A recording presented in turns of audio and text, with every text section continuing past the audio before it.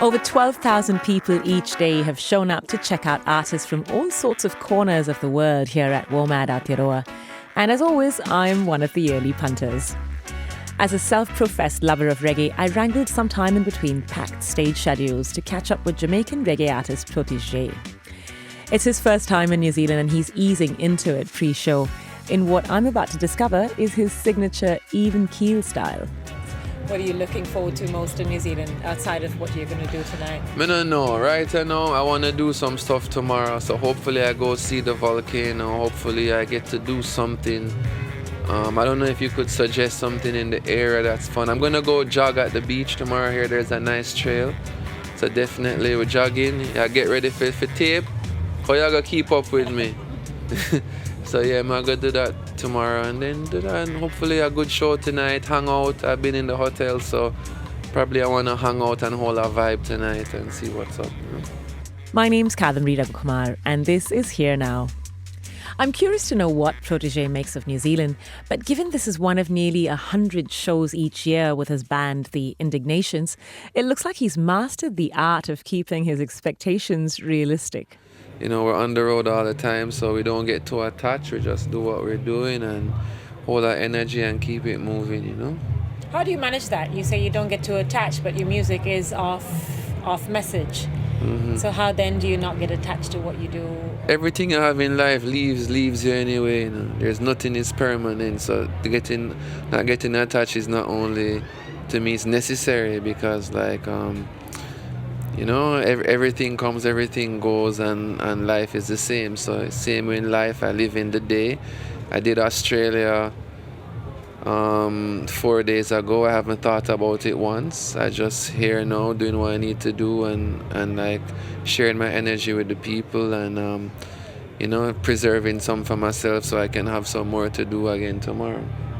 So what is the one show or the one experience you've had as a performer, as an artist, that you've recalled in your mind more than once after you've performed?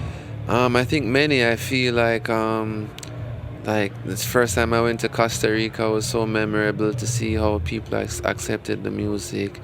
You know, my first summer jam, I dreamt about it for years before I did it. You know, my festival in Jamaica. There's many things that I may not recall it right away, but maybe 4 years from now, I fondly remember my time when I did that show in Adelaide and a memory comes up. You know, it's not that it's wiped from my mind, but it's just so many experiences. When I did 96 shows in a year, 95 shows in a year, it's like there's so much stuff that you have and memories that you have, and sometimes they come back to you out of places that you're not even aware of. Born O.J. Ken Olivier and raised in St. Elizabeth, Jamaica, both of Protoje's parents were reggae and calypso singers. You come from very prolific musician parents yourself? I'm just doing my thing. I don't look at it like carrying out, like my parents live within me. I just do the music that I do. I'm privileged to work with my mom. She's my manager, so she gets to a second time to live through music, which she's like, you know, very excited. It's release week last week, so she's having the time of her life. It's her favorite time when new music comes out. So I know she's there counting the YouTube views right now and watching the comments and all of that. So, you know, my dad's the same thing, too, very supportive. You know, they just let me live my life. They don't try to insert themselves into my life. They just allow me to live my life. And when I'm living the best is when they're involved. So it's all a good cycle. You have an incredible band backing you. Yes. You got gigs like Kingston Dub Club, which I've seen is extremely intimate, extremely personal. Yeah. You run into people that you know, people from your neighborhood, people you've been to school with, etc., etc. And then you come to a place like WOMAD, where you have an entire crowd of people from overseas, a huge venue, all of this. How do you calibrate your shows technically and artistically based on that? It's just different, It's like if it's me and my band, it's a different energy. If it's like I'm doing a dub show with Tippy, it's a different energy. It's like, but it's natural. It's all natural to me. So it's like, it's what I do, is my life, you know. I spend my adult life doing music. So in any, if it's Monty with a guitar alone around a fireside, then it's coded within my brain. It just adapts. Okay, this is how we'll do this. Is how we'll do that. And if it's a band, it don't matter where I'm playing. It's like people I've been playing music with for 10 to 15 years.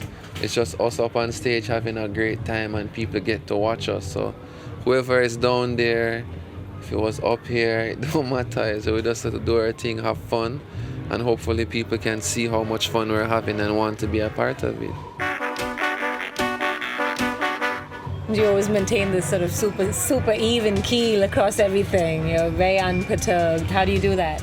It's life. Sometimes your emotions up and down, but like for me, chill, especially I have a show, I'm chill, I'm easy.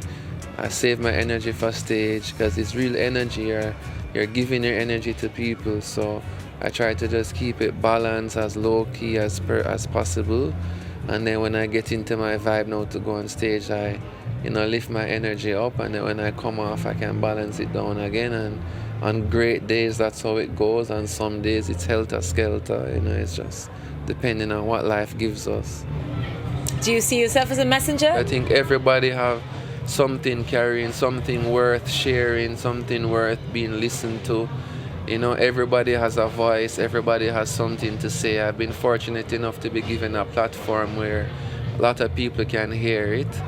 But I think we all have some message, and if we listen to each other, I'm sure we can decipher the message that all of us have.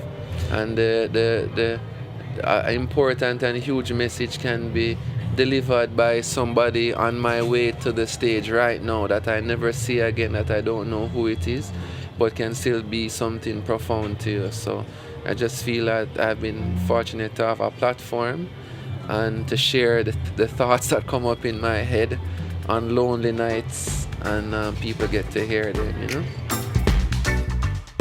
So the world's awash with so many mixed messages about Jamaica. But what makes the intrigue endure is this incessant stream of positivity, upfulness, and the calibre of music that the country puts out. But things can still be dicey on the streets in some parts of the country. So what's his take on contemporary Jamaican society, social issues, and his music? And is politics his thing? Politics is a different thing. Like obviously it is important. Once you're living in the society, then you're a part of it. Then it plays a role. And then music, like I would like to more say, my music is socially conscious. So it puts political ideologies, philosophical ideas, all of these things is put out there. Maybe not in a political sense, but at the end of the day, it's like people have to realize that we cannot just sit and wait on politicians to do everything. I was having a reason with a brethren of mine, Popcorn, dancehall legend, and I was telling him that the other day he bought some construction equipment, and he just put it out in Portland and St. Thomas, doing work, digging up ditches, creating like better roadside, like doing clearing roads, different stuff that he was doing. Nice. And I was like, it was such a good example that it didn't take him to align with a political party so at the end of the day, we are taught to complain and speak up loud so politicians can change and do stuff. But if you're around long enough, history will tell you that things are going to be the way it is. They're going to be good people doing stuff. They're going to be corruption, but nothing beats action, I think. So, one can speak about something, or one can go and work with some children in the arts and do stuff and be active. Like for me, my thing is art and influencing youth through art. And whatever art, culinary, music, visual, whatever, and try to make a difference there in a field that I know very well about, Yeah, you mentioned culinary. I can't help but ask, where's your favorite place to get patties in Kingston? Patties in Kingston? Well, I don't eat meat, so I don't know. I guess juicy. I come from country, so juicy beef was a thing or the name juicy now, because it's not just beef, it's soy or fish, or I don't know if them have any gourmet sex spots, but yeah, probably that. I used to like a mother's fish patty one time. So time's tight, but we've gotten through chatting about his parents, politics, and patties, of course. But there's this idea that people associate Jamaican music mostly with just dancehall. So I just have to ask. A lot of big greats now passing on. Coco T just 3 or 4 days ago. Many more in the last 1 year. How does that make you feel as someone that's grown up listening to music that's been so formative to your life experience as you know it today? When I think about what people think of as Jamaican music as only dancehall, but you have all these great legends passing from, original roots, people like Coco T, for example. Where do you think your responsibility lies in terms of opening people's minds up to stereotypes as far as music from your country goes? It's people, what they see is what they know. Like these people here today, they're gonna see me, a reggae music artist from Jamaica, and their perception of what Jamaican music is gonna be also that and other stuff. I think it's just visibility. It's about doing the work, being on the ground, playing the shows, being active and spreading that energy globally. And it's action, I can do it by going out there and playing music and letting people see the type of sounds we have to offer, which we do on a global scale. And the more of us that are able to do it, Protoje, Lila Ike, Jesse Royal, Chronix, Kabaka, etc., the more of us that are out there doing it, it'll be great. So hopefully next year, WOMAD, here there'll be another reggae artist here from Jamaica, and so on and so on. Jamaican reggae artist Protoje talking to me at WOMAD Aotearoa this year. Each week I bring you stories from all across the world, from right here in New Zealand. Catch Here Now on all your favourite podcast platforms and the RNZ website as well. Today's episode was mixed by Ben Pierce, and my name is Kadambari Raghukumar. Thanks for listening.